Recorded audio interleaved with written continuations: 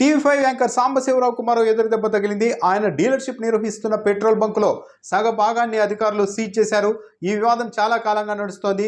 హైదరాబాద్ మాదాపూర్లో ఈ వివాదానికి కారణమైన పెట్రోల్ బంక్ ఉంది. ఈ స్థలం మాత్రం సంధ్యా కన్వెన్షన్ యజమాని శ్రీధర్ రావుది. 2018లో పెట్రోల్ బంకుల ఏర్పాటుకు HPCL Hindustan petroleum corporation notification ప్రకటన ఇవ్వడంతో ఆ సమయంలో టీవీ5 సాంబశివరావు శ్రీధర్ రావును కలిసి స్థలాన్ని లీజుకు ఇస్తే అక్కడ పెట్రోల్ బంకు ఏర్పాటు చేస్తామంటూ ఒప్పించారు.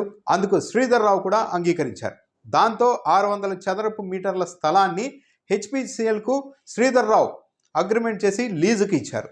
ఆ సమయంలో డీలర్షిప్ సాంబశివరావు తీసుకున్నారు. అక్కడి వరకు వివాదం లేదు. కానీ ఈ 600 చదరపు మీటర్ల స్థలానికి పక్కనే అదే శ్రీధర్ రావు కుటుంబానికి సంబంధించిన మరో 600 చదరపు మీటర్ల స్థలం ఉంది.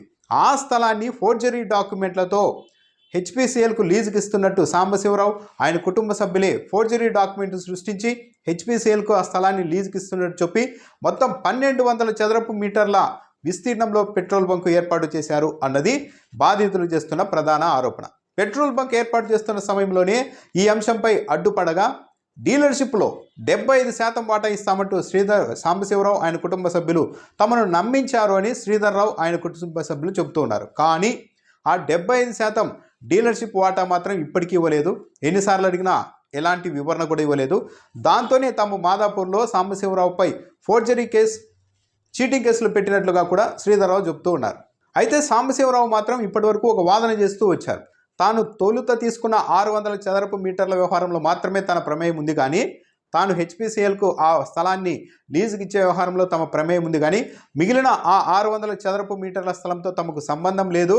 శ్రీధర్ రావు భార్య స్వయంగా హెచ్పిసిఎల్కు ఆ 600 చదరపు మీటర్ల స్థలాన్ని కూడా మేము లీజుకి ఇస్తామంటూ మెయిల్ చేసి వాళ్ళే హెచ్పిసిఎల్కు లీజుకు ఒప్పందం చేసుకున్నారు. అందులో నా ప్రమేయమే లేదు అని కూడా సాంబశివరావు వాదిస్తూ వచ్చారు. అయితే ఈరోజు మాత్రం హెచ్పిసిఎల్ అధికారులు సాంబశివరావు డీలర్షిప్ నిర్వహిస్తున్న ఆ పెట్రోల్ బంకులో ఓ 600 చదరపు మీటర్ల స్థలాన్ని వదిలేసి అక్కడికి సగం భాగాల్లో మాత్రమే ఇప్పుడు పెట్రోల్ బంక్ నిర్వహించేందుకు ఏర్పాట్లు చేస్తూ ఉన్నారు. నిజంగానే సాంబశివరావు చెబుతూ వచ్చినట్టు శ్రీధర్ రావు కుటుంబ సభ్యులే నేరుగా హెచ్పిసిఎల్కు ఆ 600 చదరపు మీటర్ల స్థలాన్ని కూడా లీజుకు ఇచ్చి ఉంటే ఈరోజు హెచ్పిసిఎల్ అధికారులు వచ్చి ఇలా ఆ స్థలాన్ని వదిలివేసి ఉండేవారు కాదు కదా అన్న వాదన కూడా వస్తోంది. శ్రీధర్ రావు ఆయన కుటుంబ సభ్యులు చెబుతూ ఉన్నట్టుగానే ఈ 600 చదరపు అంటే పక్కనే ఉన్న 600 చదరపు మీటర్ల స్థలాన్ని సాంబశివరావు ఫోర్జరీ పత్రాలతో, ఫోర్జరీ సంతకాలతో శ్రీధర్ రావు కుటుంబ సభ్యులే లీజుకి ఇచ్చినట్టుగా హెచ్పిసిఎల్ అధికారులను బురిడీ కొట్టించారా అన్న ఆరోపణ అయితే ఇప్పుడు బలంగా వస్తోంది. సాంబశివరావు అయితే హెచ్పిసిఎల్ అధికారులు ఎలా చెప్తే అలా వ్యవహరిస్తాం, 600 చదరపు మీటర్లకే పరిమితం అవ్వాలంటే అంతకే అవుతామని కూడా చెప్పారు. సో ఓవరాల్గా అయితే ఈరోజు 600 చదరపు మీటర్ల స్థలాన్ని హెచ్పిసిఎల్ అధికారులు వదిలేసిన తర్వాత ఇప్పుడు మరో ఇబ్బంది ఏంటంటే ఇక మిగిలిన ఆ 600 చదరపు మీటర్ల స్థలంలో ఈ పెట్రోల్ బంక్ నిర్వహణ అంత ఈజీ కాదు.